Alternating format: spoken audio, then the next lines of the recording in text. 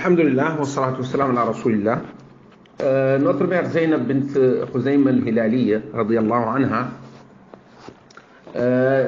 c'est Zainab bint Khuzaym bint al-Harith bint Abdillah ibn Amr al-Hilali, et sa mère s'appelle Hind bint Aouf ibn al-Harith. Sa mère, elle est Ahmeriya. Donc son père et sa mère étaient de deux tribus arabes différentes, mais ils étaient parmi les nobles arabes. Et parmi ses parents les plus connus, ce sont ses sœurs du côté de son père et ses sœurs du côté de sa mère. Ses sœurs les plus connues du côté de son père, c'est al-Fadl, Bani al-Abbas, Abdul Muttalib. Donc sa sœur al-Fadl était l'épouse de Abbas ibn Abdul Muttalib. Et elle a une sœur qui s'appelle Lubaba, qui est la mère de Khalid ibn al-Walid. Khalid ibn al-Walid, Sayfullah al-Masloul, connu. Elle a une autre sœur, très connue, du côté de sa mère, qui est notre mère Maimouna bint al-Harith. Donc, c'est la sœur du côté de sa mère de notre mère Maimouna bint al-Harith. Les savants ont divergé sur ces mariages avant le prophète Mohammed sallallahu alayhi wa sallam, beaucoup de divergences.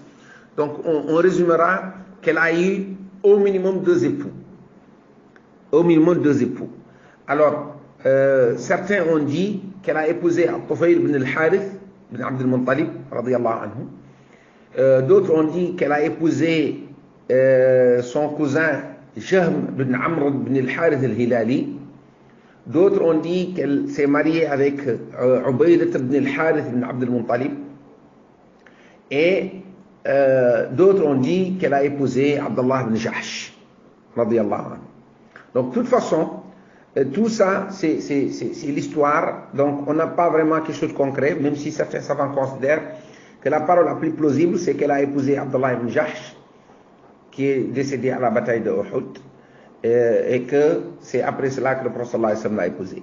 Mais ce que nous comprenons à travers cela, c'est que elle s'est mariée au moins deux fois et qu'elle était une veuve quand le prophète sallallahu alayhi wa sallam l'a épousée après la mort de son mari à la bataille de Uhud.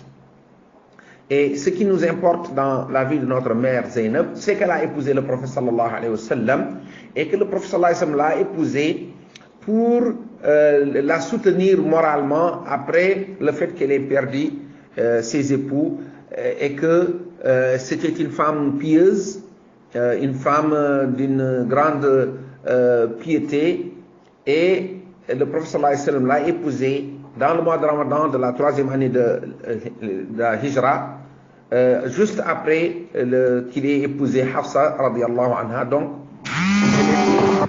elle était la cinquième épouse du prophète Mohammed sallallahu alayhi wa sallam.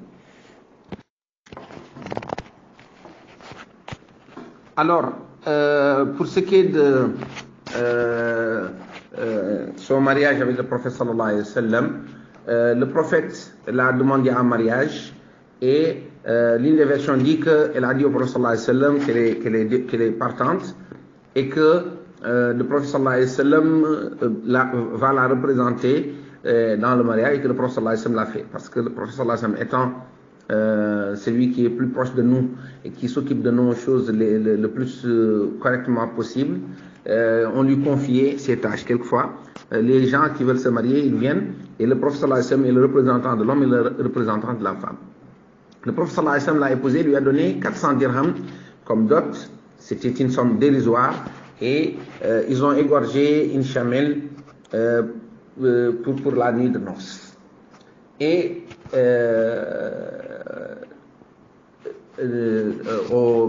les savants citent peu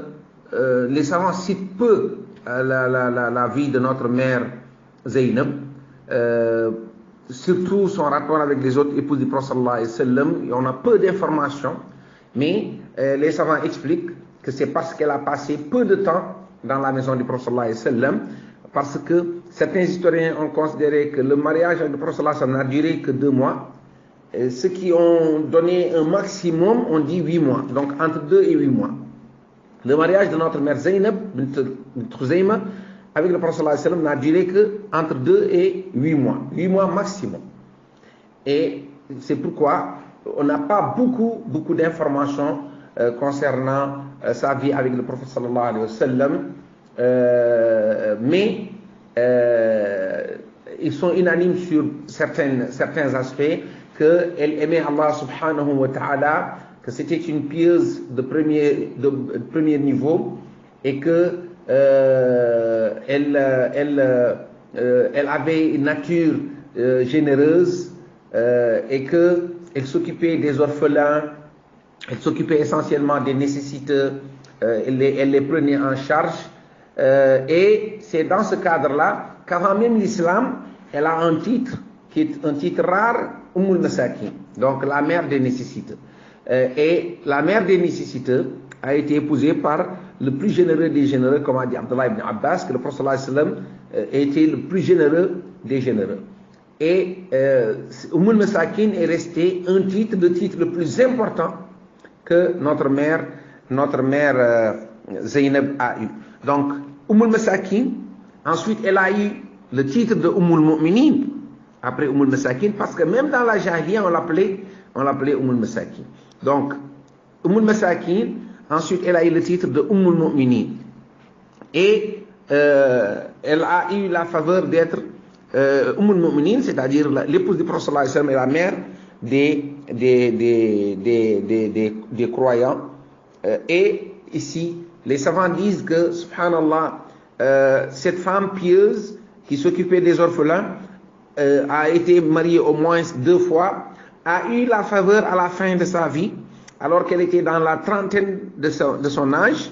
Donc elle est morte dans la trentaine, et elle a eu la faveur à la fin de sa vie d'épouser le prophète sallallahu alayhi wa sallam, ne serait-ce que quelques mois.